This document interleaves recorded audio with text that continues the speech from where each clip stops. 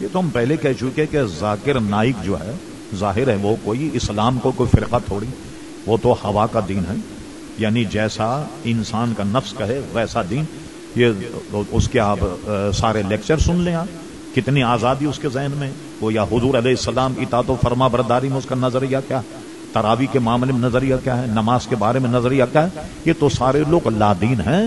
ان سب سے یہ ہوا ذاکر نائک اور وہ کیا نام ہے جناب غامدی وغیرہ، یہ سارے گمراہ فرقے کے لوگ ہیں، ان سے بچا جائے.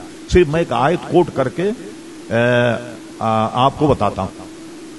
اگر اسلام اتنا ہی ہوتا نا کہ صرف قرآن اور سنت، اس کے علاوہ کچھ نہیں، جیسے لوگ کہتے، حالانکہ یہ نظریہ خود قرآن کے بھی خلاف.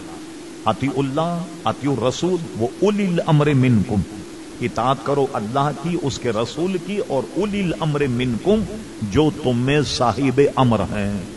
تو صاحب امر کون ہے؟ اعلی حضرت فاضل بریلوی سے سوال کیا گیا تو آپ کے ملفوظات میں یہ جواب. اعلی حضرت نے فرمایا اس دور میں چونکہ امیر المومنین نہیں، اسلامی بادشاہ نہیں، اول الامر سے مراد علماء حقانین ہے کہ اللہ کی اطاعت کرو، اس کے رسول کی کرو. اولی الامر منکم، جو تمہارے زمانے کے حقانی علماء ہیں ان کی اطاعت کرو. اب قرآن کی آیت بھی سن لی، فرما اہدنا الصراط المستقیم. اعلیٰ حضرت ترجمہ یہ کیا، دکھا ہمیں سیدھا راستہ نہیں بلکہ اللہ نے ہمیں الحمدللہ سیدھا راستہ عطا فرمایا. ترجمہ یہ کیا، چلا ہمیں سیدھا راستہ.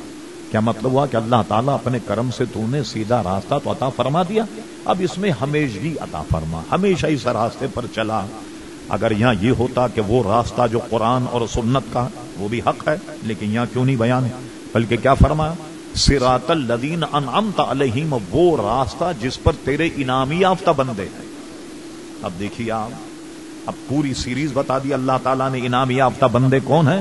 امام اعظم ہے، حضرت غوث اعظم ہے، حضرت سرکار نقشبند ہیں، سرکار سہرورد ہیں، خواجہ غریب نواز ہیں، داتا گنج علی حجویری. بھائی یہ کوئی انکار کر سکتا ہے؟ یہ انعام یافتہ بندے نہیں. اور سارے انعام یافتہ بندوں کا مذہب دیکھیے کیا ہے، سب کا مذہب دیکھیے. داتا گنج علی حجویری نے اپنی کتاب کشف المعانی بڑے ٹھوک بجا کر کے بیان کیا کہ میں حنفی ہوں، حنفی مذہب پر نماز پڑھتا ہوں، حنفی. خواجہ غریب نواز کون تھے؟ حنفی تھے. جتنے بڑے بڑے علماء گزرے حنفی تھے اور امام کے مقلد. حضور غوث اعظم غیر مقلد نہیں، حضور غوث اعظم امام احمد ابن حنبل کے مقلد تھے. تو غیر مقلد تو ان میں کون نہیں؟ کوئی بھی نہیں تھا. تو اب کیا فرمایا کہ ان بندوں کا راستہ جس پر تو نے انعام کیا. اب ہم ایک مختصر سوال کرتے ہیں تو بہت چبھنے والا، وہ یہ ہے کہ اہل سنت و جماعت کے علاوہ جتنے مذہب ہیں وہ اگر یہ کہیں کہ جس صراط الذین انعمت علیہم ہم بھی اپنے انعام یافتہ بندوں پر عمل کرتے ہیں، تو کوئی ایک 16 صفحے کی کتاب کرامات اولیاء اپنی ذرا لا کے پیش کر دیں کہ آپ نے کتنے اولیاء گزرے.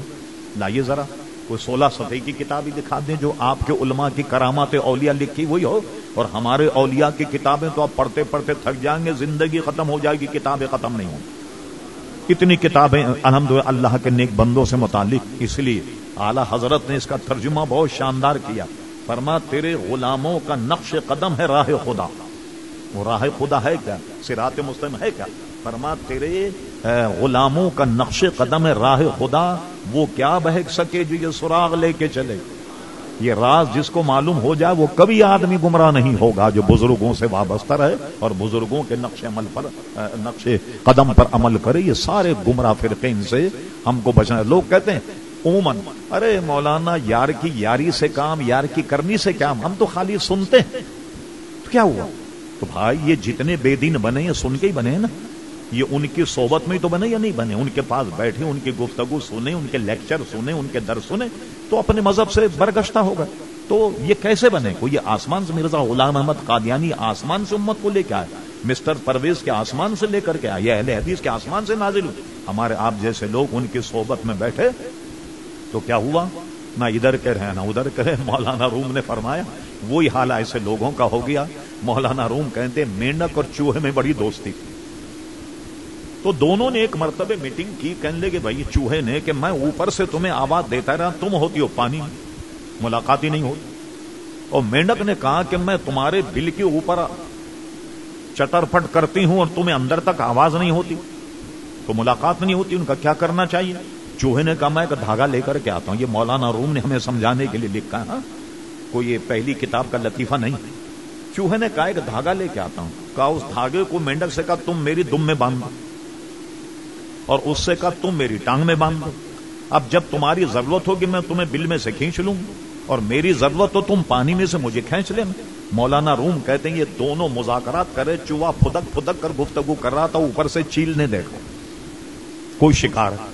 اب چیل نے شکار تو کیا چوہے کا, اب چوہوں کو لے کر جب اڑی تو مینڈک اس کے دم میں بندھا ہوا تھا.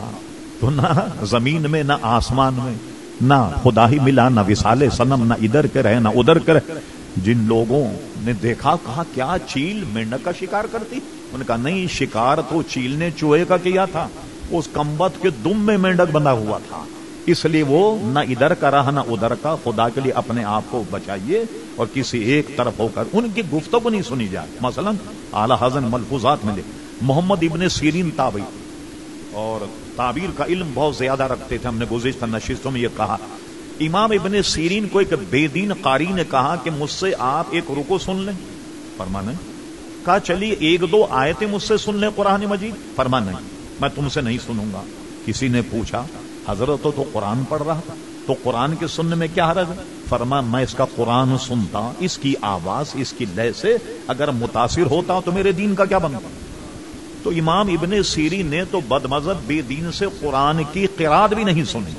اس لیے ہم سب کو بچنا چاہیے. جو کہتے ہیں یار کی یاری سے کام, یار کی کرنی سے کیا کام نہیں, یہ بہت خطرناک چیز ہے. اور کل قیامت میں سوال ہوگا یہ, اور یہ حدیثوں میں مسلم شریف میں بھی حدیث موجود ہے. رب کریم فرمائے گا کہ تم نے کبھی میرے خاطر کسی سے محبت کی؟ آج تو محبت کرتے ہیں نا دولت کی, پیسے کی, اس کی محبت ہے نا آج کل. آپ کسی سے محبت یہ کریں کہ یہ ہمارا سنی بھائی, یہ دیندار آدمی, اس سے محبت کریں, یہ محبت کل قیامت میں کام آئے. اور کسی سے دشمنی اس لیے کریں کہ آپ کو چہرہ اس کا پسند نہیں, یا کچھ آپ کو اس نے نقصان پہنچا دیا دنیاوی, تو اس سے نہیں. بلوایا کہ کسی سے محبت رکھو تو اللہ اس کے رسول, کسی سے بغض رکھو تو اللہ اس کے رسول کے لیے. کل پوچھا جائے گا کہ تم نے اللہ اس کے رسول کی خاطر کسی سے محبت کی؟ اگر محبت کی تو اس کی جزا ملے گی. اور یہ بھی پوچھا جائے گا اللہ اس کے رسول کسی سے بغض رکھا تم نے یا نہیں, یہ اپنے سینے سے لگائے.